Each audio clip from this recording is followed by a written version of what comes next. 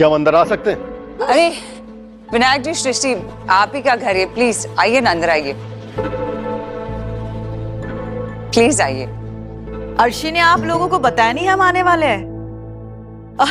ओ या मतलब आने तो वाले थे ही, लेकिन हमने अर्शी को भी नहीं बताया था कि आज आ रहे हैं, है ना? हाँ, अर्शी ने हमें कुछ नहीं बताया। और वो क्या है ना, अनी की तबीयत ठीक नहीं है और अर्शी उसी के साथ है। ओह, मुझे लगता है अब चिंता की कोई बात नहीं है।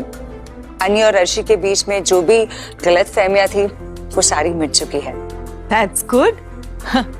एक्चुअली इसी दिन की तो हम सब प्रार्थना कर रहे थे ना। और हाँ, मैंने भी अर्शी को बहुत समझाया था।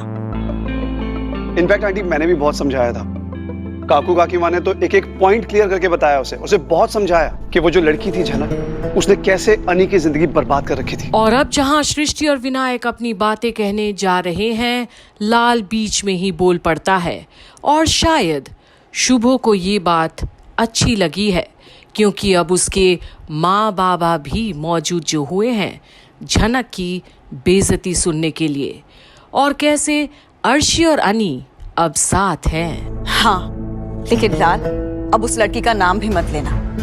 उस लड़की की नाम में ही प्रॉब्लम है। एक्चुअली अब तो हमें उसे याद भी नहीं करना चाहिए ना। देखो सृष्टि, सबका अपना अपना विश्वास होता है। तुम चाहे जो बोलो, लेकिन सच तो ये है ना कि वो लड़की इस दुनिया में नहीं है। अब ये सब कहकर कोई फायदा नहीं है ना, वो इस दुनिया में वापस नहीं आने वाली। तो क्यों बातें कर रहे हो? विनायक, मैं उसके बारे में कुछ गलत नहीं कह रही हूँ। और ये भी तो सच ही है ना कि उसने मेरी बेटी और दामाद की जिंदगी बर्बाद की है।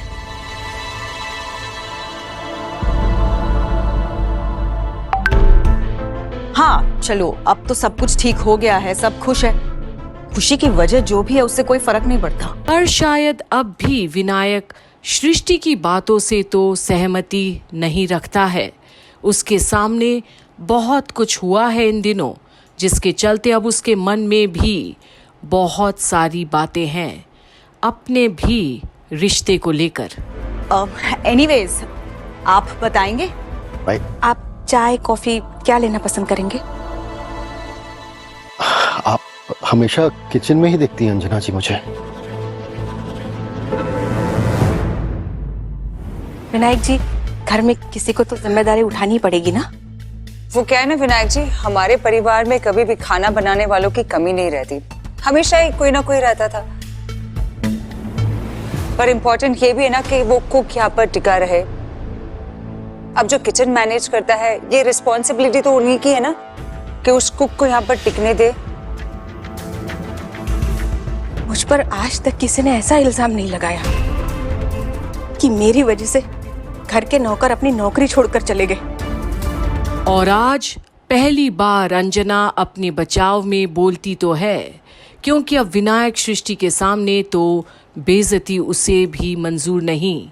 पर अब खैर, अनी के ससुराल वाले यहाँ आए हैं तो उनके सामने अपने घर के मतभेदों के बारे में बात करना सही नहीं होगा। माँ, इस बारे में बात करने जैसा क्या ही है? आपको खाना बनाना पसंद है, आप किचन में काम करती है। इस घर में बाकी लोग भी तो रहते हैं ना, हम सब बाकी सब काम करते हैं। लेकिन हाँ, आप बस किचन में ही घुसी रहती है और बाकी कुछ काम नहीं करती। ये भी तो आपको सोचना चाहिए ना माँ। और अब बिपाशा की ये दखल अंदाजी सुनकर छोटौन चौंकता है। और अब कौन बहुत ज्यादा काम करता है बिपाशा? जरा बताना मुझे।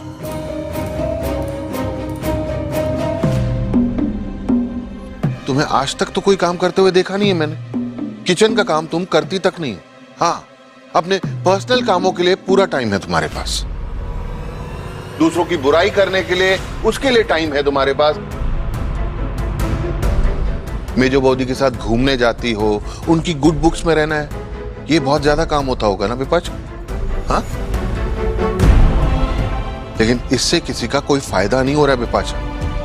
शरीर तोड़ने वाला कोई काम नहीं करती हो तुम।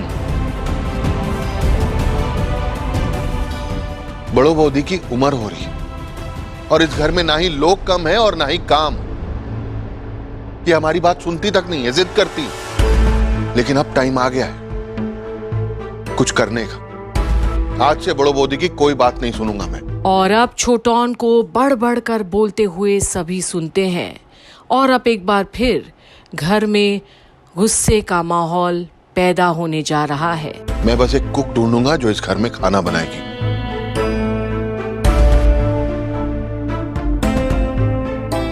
ओ, तो अब इस घर के फैसले तुम लोगे? क्या हो गया, तुम इस घर के मालिक बन बैठे हो क्या? हाँ, अरे करते क्या हो तुम चलाते हो घर।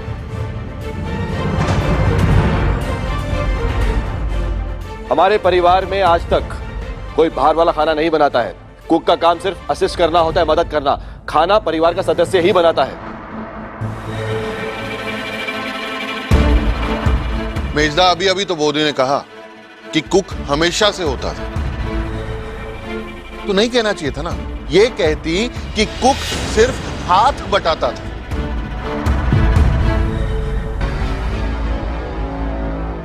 माना परिवार के लोग चाहते हैं कि घर का कोई सदस्य ही खाना बनाए, तो एक छोटा सा काम करते ना, चेंज करते कुछ दिनों के लिए। मेजो बोधी खाना क्यों नहीं बनाते? और अब जो तार को छेड़ दिया है छोटौन ने, ये सुनकर अब कहां बर्दाश्त तनुजा और शुभो को, और सब के सब शॉक्ड होते हैं छोटौन की बढ़ती साहस को देखकर।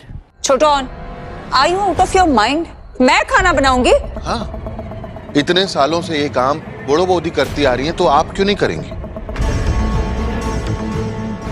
कुछ दिन आप बनाइए, फिर कुछ दिन बिपाशा बनाएगी। एक ही आदमी को कब तक इस्तेमाल करते रहेंगे हम लोग? छोटौन,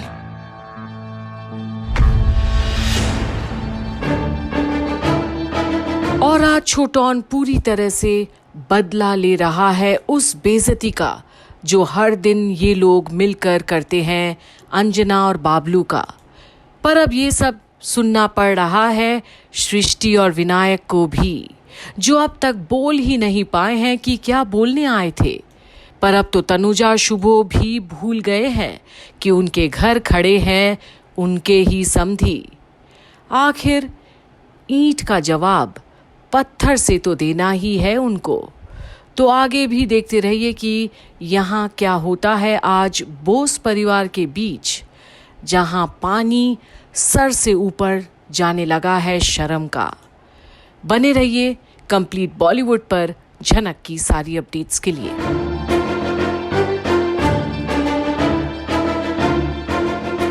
वैसे ये भाषण तुम्हें सब कौन सिखा रहा है? वो मीनू? हाँ,